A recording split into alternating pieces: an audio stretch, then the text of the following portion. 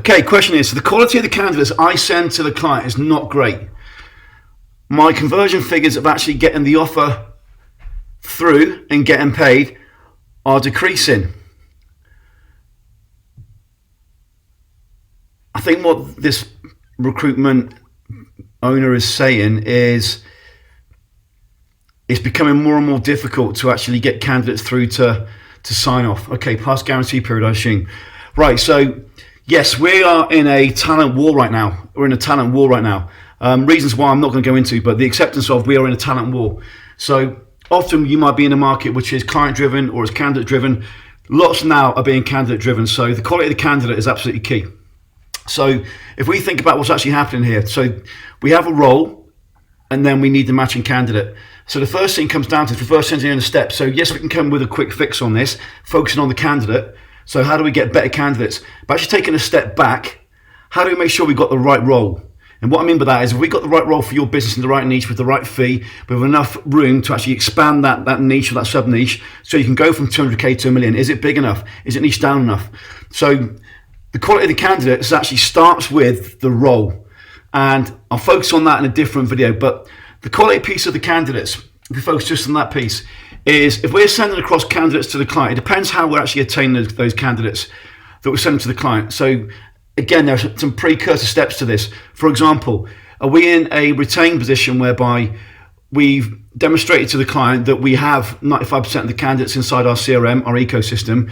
We've demonstrated that when we send across our job spec to our candidate pool that fits that role, we get a response rate of 80% within 24 hours. So when we send across 5 candidates, we're actually getting the top 5 candidates out of 200, not the first 5 candidates, as an example. Are we working in a contingent space whereby we're speed, and we're just sending across candidates as soon as we can find them? So there's a lot around this. It's a big question. It actually comes down to your entire business strategy. So the quality of the candidate is not great. So ultimately, we need to make sure that we really understand what that vacancy is and what the requirements are for that vacancy. Then we also need to understand what's our payoff point. So for example, are we going to take almost a punt on sending across the first 5 candidates which are in a contingent speed war, or are we going to send across the best 5 candidates? Now the solution to both is owning your marketplace. So if you've got all of the candidates in that niche, or let's say for this particular role there are 200 candidates in the entire market, 180 of them are currently working, so they're passive, 20 are on the market, so you probably don't want them. Would it be of use to you if you've got all 200 inside your CRM and you've nurtured them for the previous 3, 6, 9 months? So when you reach out with what I call a most sellable role, you sell the role to them, you get a response rate of 70, 80, 90% from those candidates. In that case, you've got high quality candidates and this problem goes away. But as you can tell from what I've just explained, that isn't how recruitment is normally done.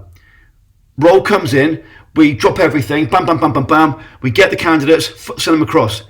Now, how would it be if you've got, the role comes in, you've got 95% of those candidates inside your CRM, they've been nurtured for the last 6 months. They already see you as a leader. Then you send across an automated campaign, i.e. a reach out, which is automated, so the follow-up is automated, and you get a response rate of 70, 80, 90%. So when you then select the top 5 candidates, you're sending across literally the top 5 candidates in that market. So then that alleviates this whole sending poor candidates. And the next step from that is, as the client sees this increase in quality of candidates compared to your competitors, then you become exclusive and you become retained. Then you start to work on fees, increasing your fees. So we have members who literally have doubled their fees. They've doubled the fees because your client does not want to work with dozens of contingent recruitment people. They don't want to have an internal team of talent acquisition or HR. Then they've got a preferred suppliers list of 8 recruitment companies. Then they put on job posts themselves. Then we've got businesses like yourself. They don't want this. What they want is an easy life. So if they've got a very specific role for that decision maker, that line manager, that department head, and whether HR put the role out or the business owner does or the decision maker does, they do not be messing around with filtering through hundreds of different contingent incoming streams from different candidates. Different candidates from different recruitment businesses like yours. They want the best. So if you take this view of, right, I'm going to dominate this niche and create something pretty special here, there's not enough high quality candidates. Not only is fixed, it also increases your fees. It turns you into the only retained partner. And then it also becomes a certainty about your predictability of roles. So for example, if this business is hiring 10 people in the next 12 months, they're going to be your 10 people.